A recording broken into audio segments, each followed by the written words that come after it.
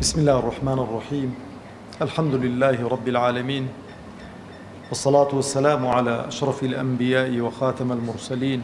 محمد وعلى آله وصحبه وسلم. سرتا لخواي پروردگار داواکارم که بگوری و عظمتی خوی عاقبتی ملائک من خیر که سر برز و سر فرازی دنیا و قیامت من بکاتن و داهاتو من لرابردو من باشتر و چاکتر بکا، با مسلمانی بمان جنه، با مسلمانی بمان مرینه، با مسلمانی زندی من بکاتوا همو من اوی که دیکین اوی که هولی بوددین ربطی کینو بخوای پروردگارو تبارک و تعالی. اگر انسان مهما پلو پای برز به لهر قوناغ و مرحله یک دابه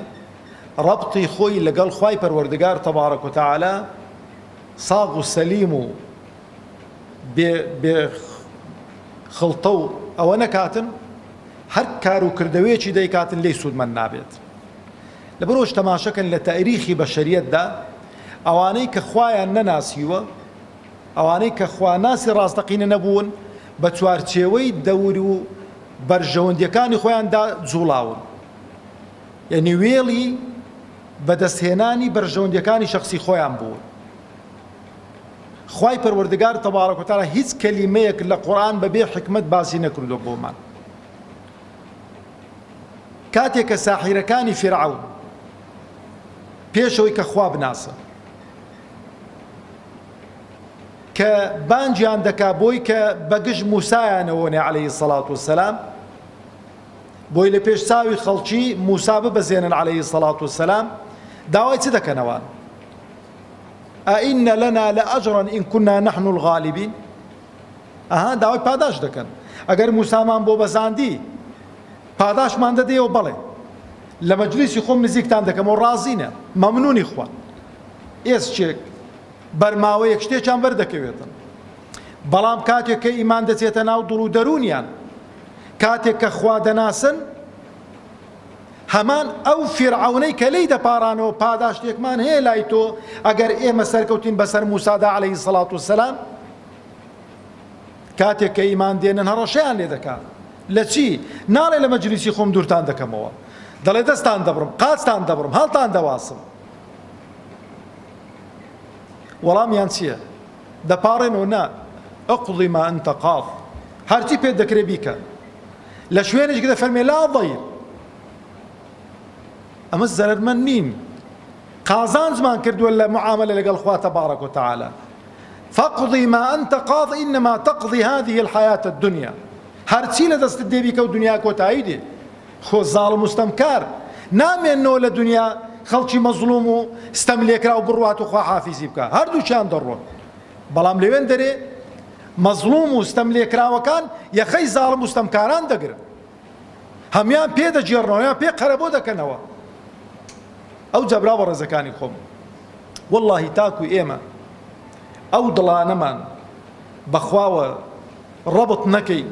هەموو کار و کردەوەکانمان خاڵسن بۆ خوا نەبێ چاوەڕێی نەسرەت نەکەین. لبرو خواي پروردگار دفرمي الذين إن مكناهم في الأرض أقاموا الصلاة وآتوا الزكاة وأمروا بالمعروف ونهوا عن المنكر ولله عاقبة الأمور. زاليران بيخوش بس حروصل لسرية كم خال بكم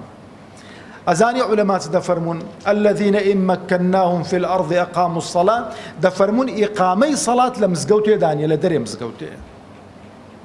إقامي صلاة لدروي مزقوتها. سیاست کردنەکەت سیاستکردنێکی مسلمانانە بێتن، تیجارەتکردنەکەت تیجارەتێکی مسلمانانە بێ، ڕەفاقەتکردنەکەت ڕەفاقەتکردنێکی مسلمانانە بێ، شەڕ و جیهاد و ڕوبەڕووبوونەوەت مسلمانانە بێ، ئاشتیت مسلمانانە بێ، هەموو هەڵسوکەوتێکت مسلمانانە بێ. هەڵقوڵاوی ئەو ئاەتەی بێتن إن الصلاة تنهى عن الفحشاء والمنكر. لە دەرەوە بی مسلمانێکی ڕاستەقینە بەرجەستە کرده بێتن، نەک کابرا بڵێ وەڵڵاهی کوڕی ناگات لێبی فڵان کەس لە سەفی پێشەوە ڕاوەستاوە بەڵام قۆڵ بڕە، معاملەی دروست نییە، سوێن بە درۆ دەخواتن، خیانەت دەکاتن، غەش دەکاتن بەداخەوە. خوازیارم ئەو معنایە لە خۆمان بینی نەدی و تەماشەشکن پێغەمبەری خوا عەلەیهی سەڵات وسەلام بە ئاخر قسەم بێ چۆن هاوڵانی پەروەردە کرد بوو لەسەر ئەو مەعنا و مەدلولە خەڵکی پەروەردە کرد بوو بۆ خۆی ڕەبتی نەکردبوون بەخوایەوە ڕەبت کردبوو کاتێک کە پێغەمبەر وفات دەکا عەلەیهی سەڵات وسەلام ناخۆشترین کات بوو لە مەدینەی ڕۆژی وا ناخۆش لە مەدینەی نەبوو و نایێتەوە ئەسحاب دەفەرمون خۆشترین ڕۆژمان ئەو ڕۆژە بوو کە پێغەمبەر هاتە مەدینەی عەلەیهی سەڵات وسەلام هەموو دنیامان لێ ڕووناک بووە بەڵام کە وفاتی کرد ناخۆشترین ڕۆژ بوو پیاوێک وەکو عومەری کوڕی خەتاب تووشی سەدمە دەبێتن دەفەرمێ هەر کەسێک بڵێتن محەممەد مردووە بەو شمشێرەی لە ملی دەدا خەڵکەکەی لێ کۆبۆتەوە هەر یەکە و قسەیەک دەکاتن ئەبوو بەکری سدیق پیاوی ڕۆژە تنگانەکان دەڵێ عومەر دانیشە دانانیشی بە قسەی ناکاتن دێتە سەر میحراب وتار دەدا بۆ خەڵکی ئەیوهە الناس ئەی خەڵکینە ئەو ئاەتە دەخوێنێتەوە ما محەممەد إلا رسول قد خلت من قبله الرسل أفإن مات أو قتل انقلبتم على أعقابكم ومن ينقلب على عقبيه فلن يضر الله شيئا حتى آخر آياتك إمام عمر دفرمي والله كجوم لو آياتي ومزاني تازة وآيات نازل وبسر إمامي أبو بكر رضا ورحمته قال دفرمي من كوت مخوارة وخمبيران جيلا أو قصيد جواني كر فرمي أيها الناس أي خلشنا من كان يعبد محمدا فإن محمدا قد مات توا أويك محمد برز بمحمد بربرو نمارو إشمان بينا ماو ومن كان يعبد الله فإن الله حي لا يموت أويك خوا برستا خواي پروردگار سرتاينه بو كوتايشي نابه نامريتن أو خواي هر وجودي وهر وجودي شي دبيتن هر حي خواي پروردگار تبارك وتعالى كواتا خۆشەویستانی خۆم زوڵم مستەم مەهما زۆر بێ زاڵم مستەمکاران مەهما دەسەڵاتیان زۆر بێ دەسەڵاتی خوا گەورەترە خوای گەورە بەدەسەڵاتترە خوای گەورە قەدیرە خوای گەورە بە کون فەیەکونێک وەزەکەی دەگۆڕیت بەڵام بە شەرتێک ئێمە پیاوی پیاوی مەبەستم نێرەوەزی نییە من المؤمنين رجال أو رجال بين براستيك قروا ببينوا أو رجال بين كخواي پروردگار تبارك وتعالى قوانين كون من بو دسكاري بكاتم أو رجال بين كشانازي بمسلمانيتيو بدينداريو بإسلامتي بوني خومان أوكي تخوا حيفني كابرا شانازي بروتو قوتي وخوي بكاو كل زنابي ماوزا فرموي